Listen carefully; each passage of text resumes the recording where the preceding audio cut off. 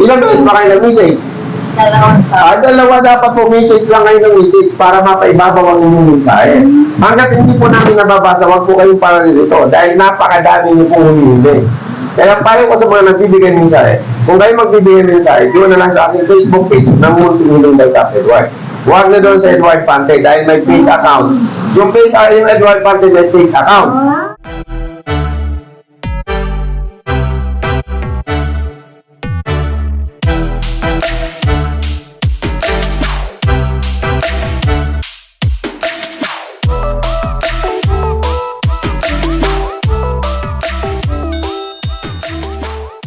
Edward Pante may fake account.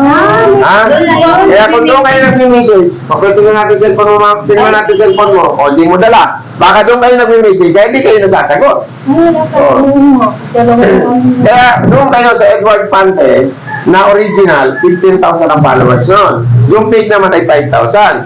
Para hindi kayo maligaw, doon na lang kayo sa Facebook page ng Multimillion by Cap Edward. I-follow nyo, i-share nyo. At mag-subscribe kayo sa YouTube channel ng Multimillion by Cap Edward. Kasi nga, itong walang iyang tao ka, ikaw PI ka, maraming naloloko at marami ka nang nai-scam, maawa ka sa kanila. Punyeta ka. Di ba? Gaya nun, muntik pang mawala yung bata. Pagkakaita, sa fake account din ng message. Pinapupunta mo ng alas 8 ng umaga, kung saan ngayong araw, wala kaming paglilingkod. Dahil sa Kapaskuhan. Sa New Year na kami babalik, dahil kami bumababa, dahil may mga imbitasyon ako na dapat pupuntahan. Wala kami ngayon. Pero may bigas naman dito pag bibigyan ko kayo. Ngayon, kung may pakainin kayo iba, wala akong pwede ibigay sa inyo. Dahil hindi ko nababasa ang mensahe ninyo, hindi ko napaghahanda ang kaibigan ninyo. Kasi lahat ng pinapupunta namin dito, yan kanilang kahilingan ay pinupitat ko. Kaya nga may wheelchair po dyan, may supply pa, may tungkol, may nakadaan para sa mga taong humili. Pero kung hindi po kayo nag-message, kung nag-message kayo, hindi ko naman nasagot, ipagpatawad. Nag-message po, at Kaso nga po, hindi ko nga nabasa. Baka mamaya sa fake account kayo nag-message, at kung nag-message man tayo sa tunay, bagay na baka isang dalawang beses lang ginawa, sa isang araw ang nag-message sa akin, may 100. Kaya kung isang beses ka lang nag-message, o dalawang beses, mapupunta ka na sa ilalim. Alam nga naman nahanapin ko ito na kailalim. Siyempre, sa ibabaw lang. Di ba?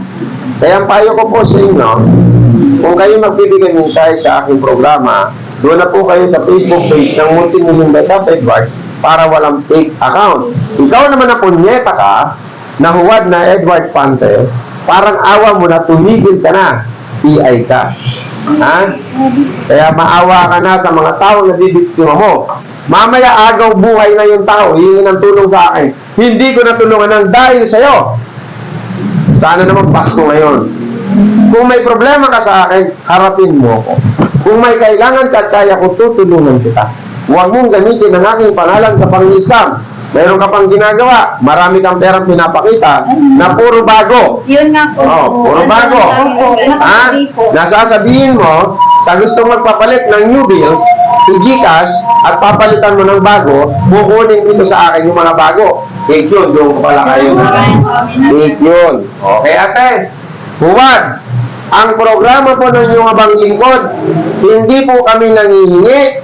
Hindi po kami nangihingi para sa makapagtulong namin. Kung may magbibigay, tatanggapin namin. Hindi po kami nanlilimos para muling ilimos. Kami po ay tumutulong. Ako po ay may negosyo, nagtatrabaho para makapaglingkod nagmula sa aking pagod at hirap. Kaya sana naman, tigilan mo na yan. O, doon pala kayo sa may pera pupunta. Wala pa akong ganun kadaming pera. Mahirap lang ako. Para magkamit ng maraming bariyang bago at ipapapalit ko ng buo. Kung hindi pa naman ikaw sira ulo. Magpapakapagod na magpalit ng bago, ng luma, at buong bills sa bagong pera mo nang walang interes. Sira ang ulo mo. Alam na yan ang scammer. O, alam nyo, ikaw na rin nagsabi, lupad sa maraming pera.